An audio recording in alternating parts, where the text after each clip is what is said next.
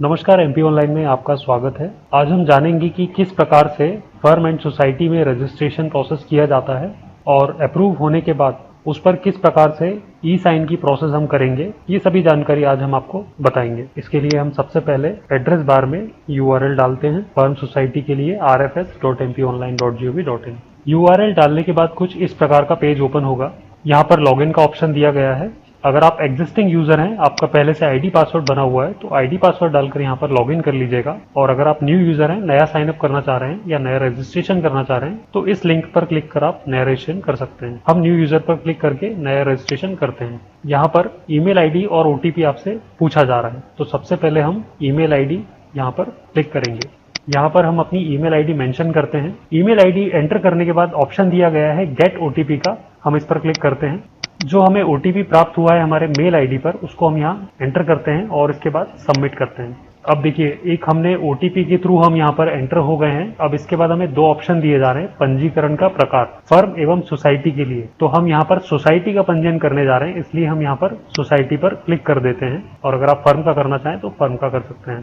तो हम यहाँ पर सोसाइटी के लिए करते हैं। अब ऑप्शन दिया है क्या आप पहले से फर्म सोसाइटी के लिए पंजीकृत हैं, तो हम यहाँ पर नो सिलेक्ट करेंगे क्योंकि हम न्यू यूजर हैं, नया पंजीयन कर रहे हैं। आवेदक का नाम पूछा जा रहा है, हम यहाँ पर आवेदक का नाम मेंशन कर देते हैं। डेट ऑफ बर्थ मेंशन कर देते हैं। इसके बाद यहाँ पर मोबाइल नंबर पूछा जा रहा है, तो हम यहाँ पर मोबाइल नंबर मेंशन कर देते हैं। हमने यहाँ पर मोबाइल नंबर मेंशन कर दिया है। इसके बाद राज्य का ऑप्शन आ रहा है, राज्य हम चुनते हैं यहाँ पर, और इसी प्रकार जिला हम यहाँ पर चुन लेते हैं। अब देखिए, जिस आईडी से हमने ओटीपी प्राप्त किया, रजिस्टर किया, वो आईडी यहाँ पर आ रही है। यहाँ पर दिया हुआ है उपलब्धता जांच। इसको क्लिक करके आप ये जान सकते हैं क्या आपका यूजर नेम जो है, यूजर आईडी है, क्या वो अवेलेबल है इस रजिस्ट्रेशन के लिए। बिल्कुल, user name is available for registration. तो हम यहाँ पर ओके पर क्लिक कर देते हैं और अब हम यहाँ पर पासवर्ड डाल के आगे बढ़ सकते हैं। तो यहाँ पर हम पासवर्ड मेंशन कर देते हैं। पासवर्ड डालने के बाद आप देख पाएंगे नीचे जनरल इंस्ट्रक्शन दिए गए हैं रजिस्ट्रेशन के लिए। ये सभी जानकारी आप अच्छी तरीके से पढ़ें और फिर चेक करने के बाद रजिस्टर पर यहाँ पर क्लिक कर दीजिए। जैसे ही आप रजिस्टर पर क्लिक कर देंगे, उसके बाद आप देख पाएंगे ये सब जानकारी आ रही है। अब आप सक्सेसफुल हो चुके हैं और लॉगिन आप कर लीजिए। यहाँ से लॉगिन करने के लिए यहाँ पर हम ईमेल आईडी और अपना पासवर्ड मेंशन करते हैं जिससे अभी हमने रजिस्टर किया है। लॉगिन करने के बाद कुछ इस प्रकार का पेज ओपन होगा। यहाँ पर अलग अलग ऑप्शंस दिए गए हैं। हम चूज करेंगे सोसाइटी ऑनलाइन पंजीकरण, क्योंकि हम सोसाइटी के लिए पंजीयन कर रहे हैं। क्लिक करने के पश्चात हम यहाँ पर देख पा रहे हैं बेस नियमावली की जानकारी दी गई है। बेस नियमावली ओपन करने के लिए यहाँ क्लिक करें, अर्थात जो बेस नियमावली, जो डिपार्टमेंट द्वारा तय की गई नियमावली है, उसको अगर आप जानना चाह रहे हैं तो उसको यहाँ क्लिक करके आप देख सकते हैं। इसके बाद दिया जा रहा है कि आप सरकारी एजेंसी सोसाइटी विभाग हैं, तो अगर आप सरकारी विभाग या एजेंसी सोसाइटी हैं तो हाँ करें, नहीं तो आप नहीं करें। हम यहाँ पर नहीं सिलेक्ट कर देते हैं। पूछा जा रहा है क्या आप बेस नियमावली लॉज रखना चाहते हैं, तो यहाँ पर आप अगर बेस रखना चाहते हैं तो आप हाँ कर सकते हैं। अगर आप अपने अनुसार कुछ नियमावली रखना चाहते हैं तो आप नहीं पर सिलेक्ट करके यहाँ पर अपनी नियमावली अपलोड कर सकते हैं। हम इसमें हाँ कर देते हैं। इसके बाद ऑप्शन दिया जा रहा है सोसाइटी का नाम हिंदी में लिखें एवं सोसाइटी का नाम अंग्रेजी में लिखें। तो जो भी आप सोसाइटी का नाम दे रहे हैं हिंदी में, वही आपका सोसाइटी का नाम अंग्रेजी में होना चाहिए। इसमें कुछ भी अलग नहीं होना चाहिए। हम यहाँ पर एक नाम दे देते हैं सोसाइटी के लिए। यहाँ पर ये हमने हिंदी नाम दे दिया है और इसके अलावा हम यहाँ पर एक नाम इंग्लिश में दे देते हैं। आप अपनी संस्था सोसाइटी का नाम किस भाषा में रखना चाहते हैं, यहाँ पर आपको दो ऑप्शन दिए जा रहे हैं। तो हम यहाँ पर आप जिसमें भी चाहें आप रख सकते हैं अपने अनुसार। हम यहाँ पर हिंदी सिलेक्ट कर लेते हैं, हम क्योंकि हिंदी में रखना चाहते हैं। और अब हम जारी रखें पर क्लिक कर देते हैं। जैसे ही हम यहाँ पर क्लिक करेंगे तो हमारी कुछ जानकारी यहाँ पर दिखाई देगी आपको, जैसे कि सोसाइटी का नाम। यहाँ पर पूछा जा रहा है आपसे सोसाइटी का प्रधान कार्यालय, मकान क्रमांक। जो भी सोसाइटी का क्रमांक है या जो भी एड्रेस है वो यहाँ पर आप मेंशन कर दीजिए। हम यहाँ पर एक क्रमांक मेंशन कर देते हैं। जिला पूछा जा रहा है, जिला सिलेक्ट कर लीजिए। इसके अलावा तहसील पूछी जा रही है, तहसील सिलेक्ट करें। ईमेल आईडी जिस पर हमने ओटीपी प्राप्त किया वो यहाँ पर हम देख पा रहे हैं। मोबाइल नंबर हमारा रजिस्टर्ड है यहाँ पहले से ही। पिन नंबर दिया जा रहा है, पिन नंबर हम यहाँ पर क्लिक कर लेते हैं, फिल कर लेते हैं। संस्था का प्रकार दिया जा रहा है, संस्था का प्रकार में अलग अलग ऑप्शंस दिए जा रहे हैं। तो इसमें से जो भी आप संस्था रखना चाहते हैं अपने अनुसार या जिसके लिए भी पंजीयन करना चाह रहे हैं वो यहाँ पर कर सकते हैं। हम यहाँ साधारण संस्था पर क्लिक करते हैं। अब यहाँ पर पूछा जा रहा है आवेदन का प्रकार। आवेदन का प्रकार एक सामान्य है और एक तत्काल है। अगर आप तत्काल सिलेक्ट करते हैं तो यहाँ पर आपको उसकी जो फीस है तत्काल के लिए वो दिखाई देगी। और अभी हम इसको सामान्य में सिलेक्ट कर लेते हैं, हम सामान्य करना चाह रहे हैं। तो यहाँ पर हमें जो शुल्क है सामान्य का वो यहाँ पर हमें दिखाई देगा, जैसा कि अभी देख पा रहे हैं। ठीक इसके बाद ऑप्शन दिया है सोसाइटी के उद्देश्य निम्नानुसार होंगे। अब इसमें सोसाइटी के उद्देश्य दिए गए हैं, जिससे भी संबंधित आप अपनी समिति या सोसाइटी बनाना चाह रहे हैं वो उद्देश्य आप यहाँ पर सिलेक्ट कर सकते हैं। जैसे कि हम यहाँ पर एक उद्देश्य सिलेक्ट कर लेते हैं, ये हमने सिलेक्ट किया और यहाँ पर हमने इसको ऐड कर दिया। अगर हम चाहते हैं कि एक से अधिक हम उद्देश्य सिलेक्ट करना चाहते हैं, अगर हम याद तो यहाँ पर हम इसको एक से अधिक उद्देश्य भी सिलेक्ट कर सकते हैं और यहाँ पर ऐड कर दीजिए। इसके अलावा अगर आप ये उद्देश्य नहीं रखना चाहते हैं, आप अपने कोई अलग उद्देश्य हैं जो आपके द्वारा बनाए गए हैं, तो उनको भी आप इसमें ऐड कर सकते हैं। उसके लिए एक ऑप्शन दिया गया है यहाँ पर अदर। आप अदर सिलेक्ट करें और यहाँ पर एक बॉक्स ओपन हो जाएगा। इसमें जो भी आप अपना सोसाइटी के उद्देश्य जो रखना चाहते हैं वो बिल्कुल यहाँ पर आप उसको मेंशन कर सकते हैं। जैसे कि हम यहाँ पर मेंशन कर देते हैं और अब हम इसको ऐड कर देते हैं। हमने ऐड कर दिया है। अभी यहाँ पर आप देख सकते हैं, यहाँ पर क्रॉस का निशान बना हुआ है। अगर हमें लगता है कोई उद्देश्य हमने गलत सिलेक्ट कर दिया है तो हम उसको यहाँ से डिलीट भी कर सकते हैं। जैसे कि उदाहरण के लिए मैं यहाँ से ये जो सामाजिक सांस्कृतिक है इसको यहाँ से हटा देता हूँ या क्रॉस कर देता हूँ, तो ये यहाँ से रिमूव हो जाएगा। एक ऑप्शन यहाँ पर दिया गया है समिति के सदस्य। इसमें अभी हमें समिति के जो भी सदस्य हैं उनकी जानकारी भरनी है यहाँ पर। जैसा कि अभी हम यहाँ पर देख पा रहे हैं, हमने सभी समिति के सदस्यों के नाम एवं उनकी अन्य जानकारी यहाँ पर पूर्ण रूप से भर दी है। इसमें एक ध्यान देने वाली ये बात है कि जब भी आप ये फिल करें, इसमें 3 पद अध्यक्ष, उपाध्यक्ष और सचिव, इन तीनों पदों का होना जरूरी है आपकी सोसाइटी में। अगर इनमें से कोई भी एक पद नहीं होता है आपकी सोसाइटी में, तो आने वाली जो प्रोसेस है ई साइन के लिए वो आप पूर्ण नहीं कर पाएंगे, उसमें आपको कहीं ना कहीं समस्याएं आएंगी। तो सबसे पहले इन तीनों पदों का होना जरूरी है। तो अभी हमने ये सभी जानकारी पूर्ण रूप से भर ली है। इसके बाद हम देख पाएंगे नीचे ऑप्शन दिया है साक्षी यानी कि विटनेस। इसमें एक नोट दिया हुआ है सोसाइटी के सदस्य साक्षी नहीं हो सकते हैं। इसका अर्थ ये है कि यहाँ पर जो भी हमने नाम फिल किए हैं सोसाइटी के सदस्यों के, हम इनमें से किसी को भी विटनेस के तौर पर नहीं रख सकते हैं।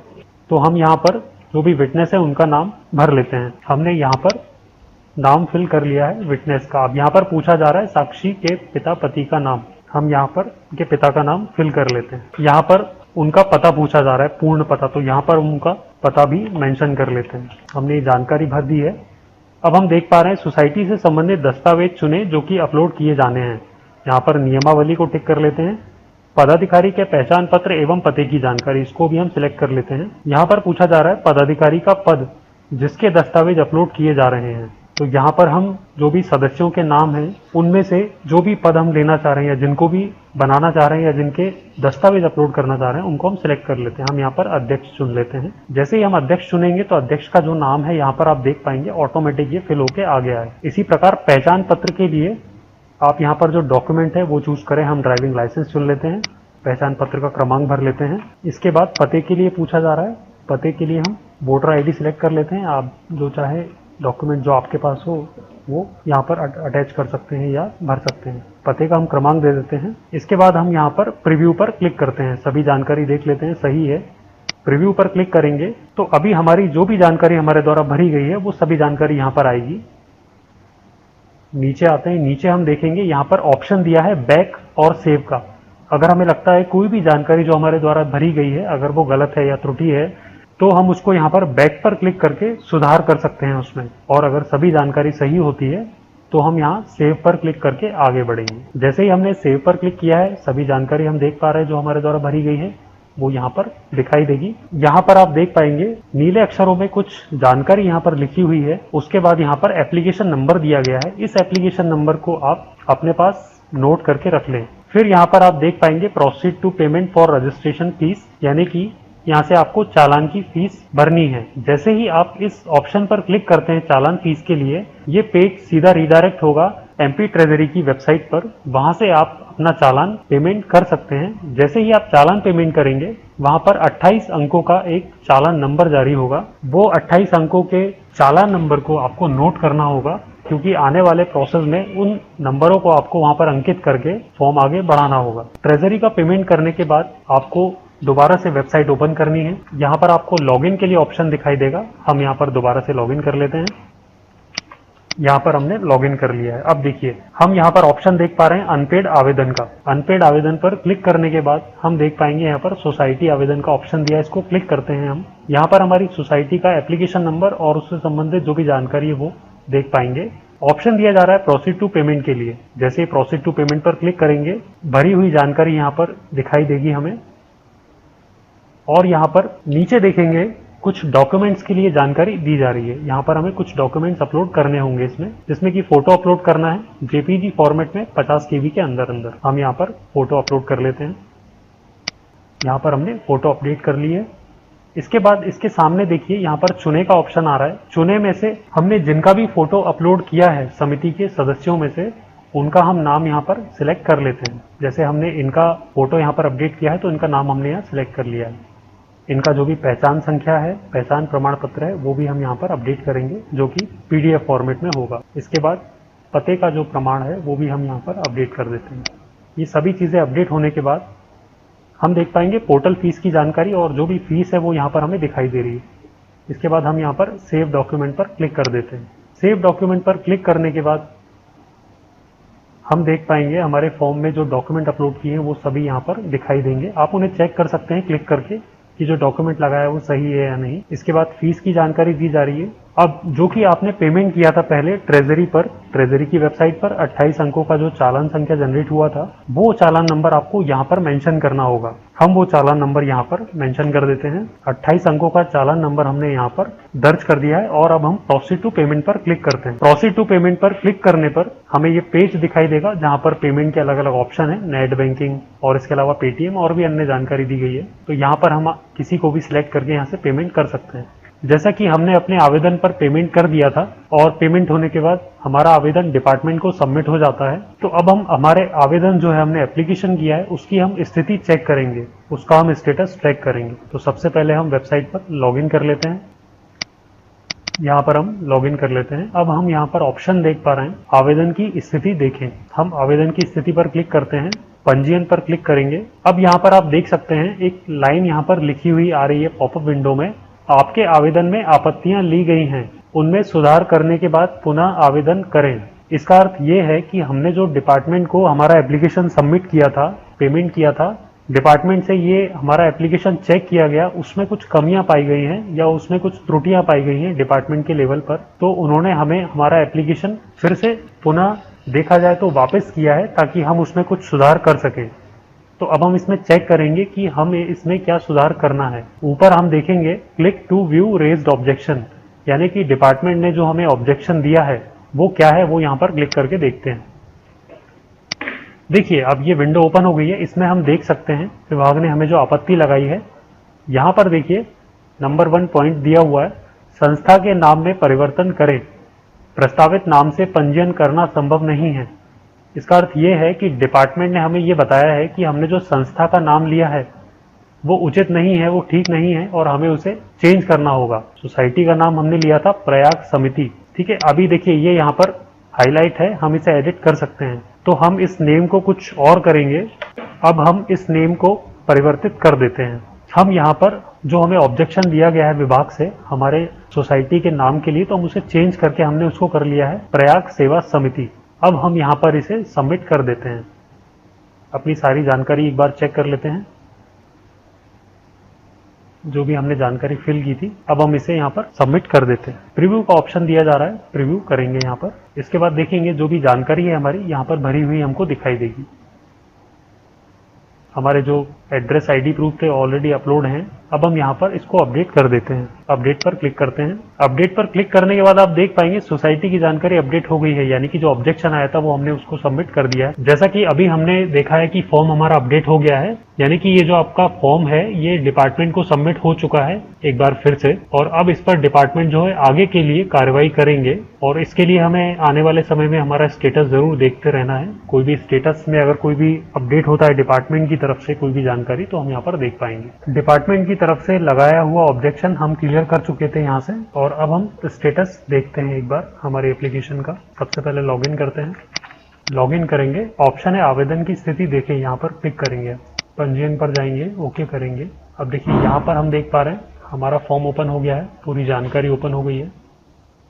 यहाँ पर हम क्लिक करेंगे, हम सत्यापित करते हैं। ऑप्शन दिया है गो टू नियमावली एप्लीकेबल ओनली फॉर बेस नियमावली। क्लिक करते हैं, एक विंडो ओपन हो गई है। इसमें हम नीचे आते हैं और यहाँ पर हम चेक द डॉक्यूमेंट पर क्लिक करेंगे। फिर यहाँ से हम जो प्रोसेस है ई साइन का वो यहाँ से हम कंटिन्यू करते हैं, क्लिक करते हैं। अब देखिए यहाँ पर हम देख पा रहे हैं जो भी हमने हमारे पार्टनर का नेम डाला था यहाँ पर, वो सभी यहाँ पर दिखाई देगा आपको और इसमें सभी पर साइन होंगे। वन बाय वन हम सभी पर इसमें साइन करेंगे। देखिए यहाँ पर दिया है ई साइन इन बेस नियमावली, पहले नियमावली के साइन होंगे, उसके बाद हम अप्रूव फॉर्म है उन पर साइन करेंगे और इसके बाद यहाँ पर हम विटनेस के लिए यहाँ पर सिग्नेचर होंगे और फिर आईडी और एड्रेस प्रूफ पर हम यहाँ साइन करेंगे।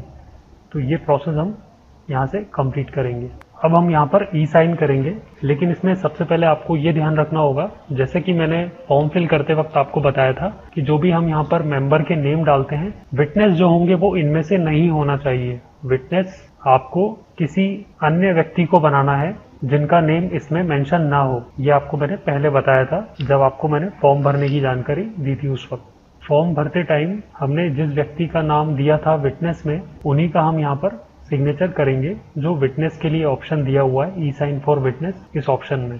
तो चलिए हम साइन स्टार्ट करते हैं। यहाँ पर दिया है लास्ट 4 डिजिट आधार नंबर, तो जो भी आखिरी के 4 डिजिट है आधार नंबर के वो हम यहाँ पर डालेंगे। हम यहाँ पर ओटीपी पर क्लिक करेंगे। आप चाहें तो बायोमेट्रिक या ओटीपी किसी से भी आप जिससे करना चाहें आप कर सकते हैं। ई साइन पर क्लिक करते हैं।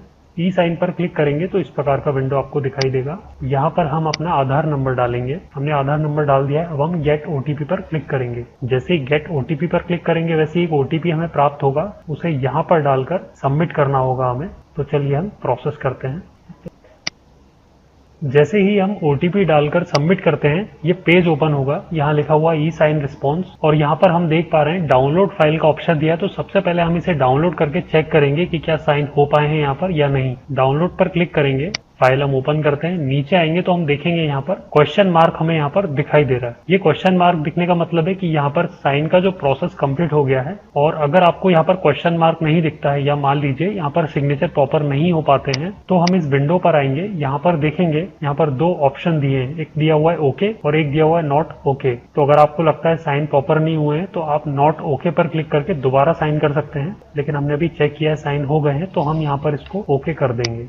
जैसे हमने ये साइन कर लिया है, इसके बाद आप देख पा रहे हैं ये हाईलाइट नहीं है। अब सेकंड वाला जो साइन है वो हाईलाइट हो गया है यहाँ पर। तो अब हम ये प्रोसेस करेंगे। ऐसे ही जैसे आप साइन करते जाएंगे तो सभी एक के बाद एक आप प्रोसेस करते जाइएगा नीचे। सभी सिग्नेचर आपको कंप्लीट करना है। जैसे ही सभी सिग्नेचर आप कंप्लीट कर देंगे तो यहाँ पर आपको फाइनल सबमिट का ऑप्शन हाईलाइट होता हुआ दिखेगा और इसके बाद आपको फाइनल सबमिट यहाँ से कर देना है। यहाँ पर एक बात का आपको और ध्यान रखना है, लास्ट में यहाँ पर देखेंगे e sign in ID and address proof दिया हुआ है। इसमें 2 नेम आपको यहाँ पर मेंशन करने हैं। तो इसमें आप देखिएगा जो भी आपने मेंबर्स के नेम डाले हैं उसमें से किन्हीं भी 2 मेंबर के नेम आप यहाँ पर डाल सकते हैं। यानी कि कोई भी 2 मेंबर जो आपने मेंबर्स के नेम डाले हैं उसमें से किन्हीं भी 2 नेम आप यहाँ पर या उनका आधार नंबर मेंशन करके आप उनके लिए साइन यहाँ पर कर सकते हैं और उसके बाद आप फाइनल सबमिट यहाँ से कर दीजिए। तो यहाँ पर अभी हमने सभी ई साइन प्रोसेस जो थे वो कंप्लीट कर दिए हैं यहाँ पर देखिए। और अभी हम देख पा रहे हैं पूरा कंप्लीट हो गया है। नीचे हम देख पा रहे हैं फाइनल सबमिट का ऑप्शन जो है वो हाईलाइट हो चुका है। इसको हम क्लिक कर देते हैं।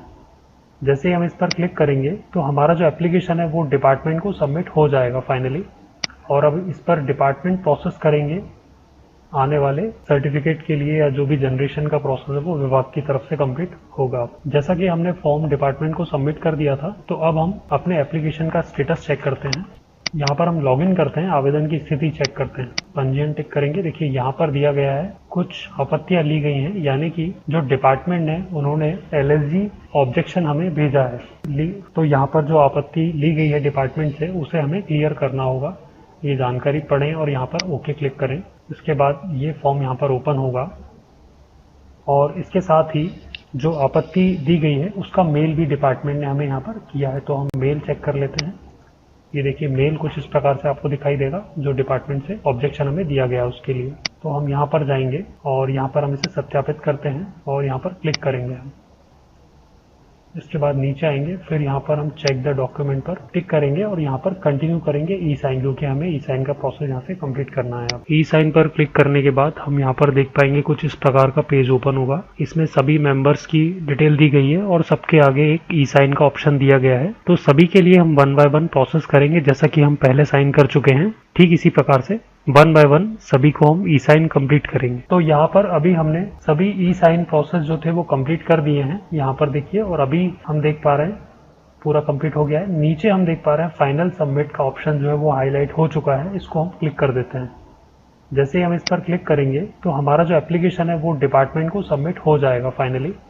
और अब इस पर डिपार्टमेंट प्रोसेस करेंगे आने वाले सर्टिफिकेट के लिए, या जो भी जनरेशन का प्रोसेस है वो विभाग की तरफ से कंप्लीट होगा। तो चलिए अब हम देखते हैं हमारी एप्लीकेशन का क्या स्टेटस है। इसके लिए सबसे पहले हम यहाँ पर लॉगिन कर लेते हैं।